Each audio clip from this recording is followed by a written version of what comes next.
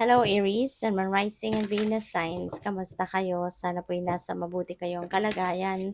Welcome back po sa Star Tarot. Kung bago kayo rito, welcome din po kayo. Please subscribe, like, share my videos, and leave me a comment kung nakaresonate po kayo. Thank you. So first message ni Aries, we have heaven and hell. Wow, at ang nakalagay dito, Dante. Our faith cannot be taken from us. Yeah, that's very true. So this is calling para sa inyo to reflect on what is happening in your life right now. Kasi maaring meron kayong choices, meron kayong kailangang pagdesisyonan, kailangan ninyong pagpilian, and kailangan ninyong mag-reflect on it, no, para na makapagdesisyon kayo ng tama. Kasi kung ano man ang inyong magiging desisyon sa ngayon, whatever path you are deciding to take on, sa ngayon, yan ang magdedetermine, no, sa buhay ninyo if you are going to experience heaven or if you are going to experience hell. Kaya kailangan na pag-isipan ninyong mabuti kung ano yung inyong magiging desisyon, whichever path you are choosing to pick up.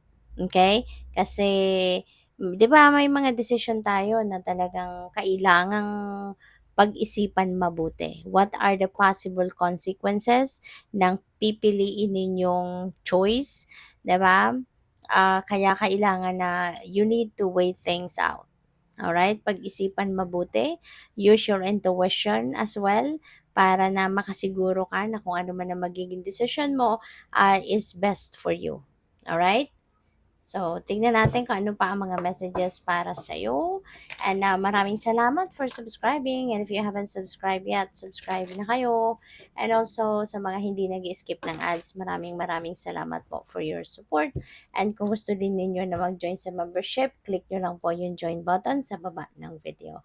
Salamat. So, we have here and now. Ayan, be present in the here and now.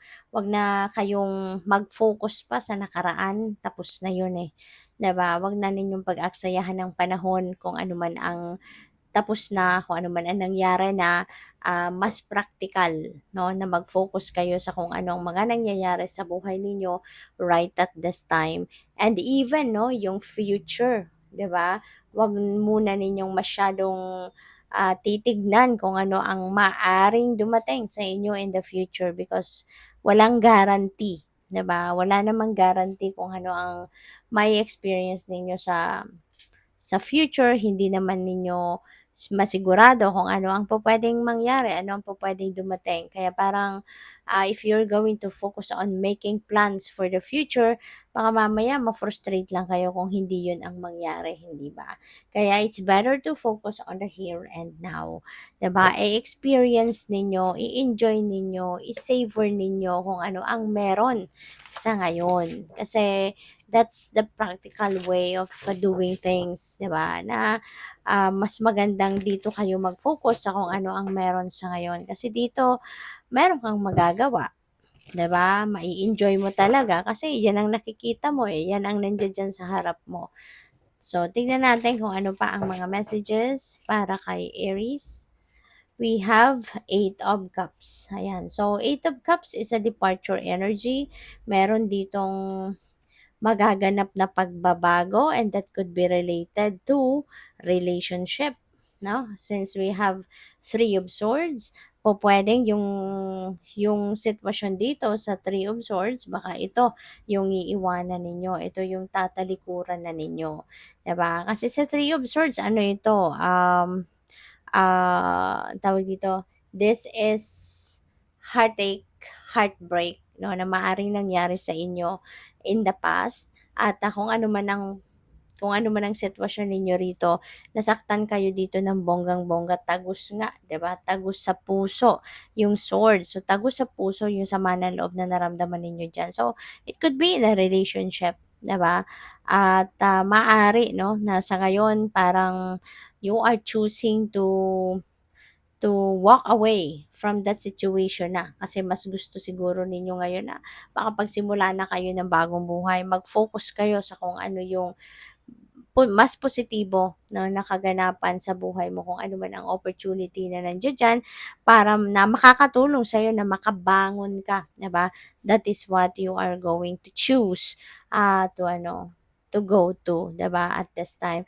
So that's really good, 'no, kasi maaring kaya handa ka ng mag-move on from this situation dahil baka natanggap mo na, ba, na-accept mo na, natanggap mo na gano'n talaga, may mga bagay na hindi maiiwasan na talagang mangyayari at, 'yun 'no, nasaktan kayo and for sure you've learned, big lesson from that situation kaya ngayon handa na rin kayo na magpatawad so that you can move on. So feeling ko 'yun 'no, you are choosing to move on para na makaano ka na, makapamuhay ka na kumbaga ng mas masaya, 'di ba? Kasi kung dito ka lang, you're going to, trap yourself in the situation. So baka ano ka, hindi ka na alam mo 'yun, parang kailan pa ba ikaw magiging masaya, 'di ba? So ngayon you are choosing to leave that situation, 'no? You are moving on, in your life. And, with the Ten of Pentacles, napakaganda rin nito pagdating naman sa inyong kaperahang aspeto. Nine of Pentacles is a wealth, and abundance and prosperity, financial gain. Ito din yung harvest time ninyo. Time ito para mag-harvest kayo ng kung ano man ang bunga ng inyong pinagtrabahuan, pinagsikapan. So, pupuwedeng meron na ditong return of investment, maaaring meron na ditong baka matanggap kayo ng promotion, makatanggap kayo ng pay raise, mga ganyan. So, ito na yung bunga ng inyong pagtitiyaga, pagsisikap, makakamit mo na, makukuha mo na, mahahawakan mo na yung perang ito, okay? So, we have the Knight of Cups. Yan, there is an offer, dito for some of you, Aries. Maaari na ang offer na 'to apology. Baka merong mag-a-apologize sa inyo, pupuwedeng kung sino man ang nakapanakit ng inyong damdamin dito is that someone 'no, na maaaring, mag-a-approach sa'yo at hihingi ng tawad, hihingi ng inyong kapatawaran. So, maaaring mare-realize niya na nagkamali talaga siya kaya ito magso-sorry na siya. So, we have Four of Pentacles. This is, merong paparating na pera. Okay? This is wealth coming in talaga, no? With the Nine of Pentacles energy. So, definitely, meron talaga ditong napipintong pagdating ng pera, ng kasaganaan. Alright? At saka with the Four of Pentacles, this is reminder as well sa inyo na i-manage ninyo ng mas maayos ang inyong kaperahan. Okay? Make sure na hindi lang kayo yung talagang, ah, nagfo-focus lang kayo sa pag-save, kumbaga. But you also need to look after kung ano man yung kunyari mga financial obligation ninyo, mga bills, bayarin, mga ganyan. So, wag din ninyong kakaligtaan na meron kayong mga babayaran, na meron kayong mga bills na kailangan ding, bayaran, 'di ba? So, hindi lang puro savings. Kailangan nasa balanse, 'di ba? May nasi-save at, nakakapagtabi pa rin ng pera para sa emergency, para sa rainy days or nagtatabi anong tawag dito, nag-a-allocate kayo ng pera para sa mga bills, sa mga bayaran, 'di ba? So, dapat gano'n, dapat balanse ang lahat, okay? So, what else? We have King of Pentacles. Alam mo, Aries, masuwerte ka or siswertehin ka pagdating sa pera. So, kasi si King of Pentacles, ano na 'to, yayamanin na siya. Nasa punto na siya na nasa tugatog na siya ng tagumpay. Kaya in the next, couple of weeks 'no, towards the end of the month, the last couple of weeks of April, maaaring ganito ang mangyayari sa inyo. Magiging masagana kayo sa pera. Merong mga perang dadating and, makakapag-establish na kayo ng inyong financial future. Makakapagsimula na kayo na mag-lay ng solid foundation ninyo pagdating sa inyong money, career, and finances. Kaya congrats sa'yo. Thank you for watching. Love and light. Namaste.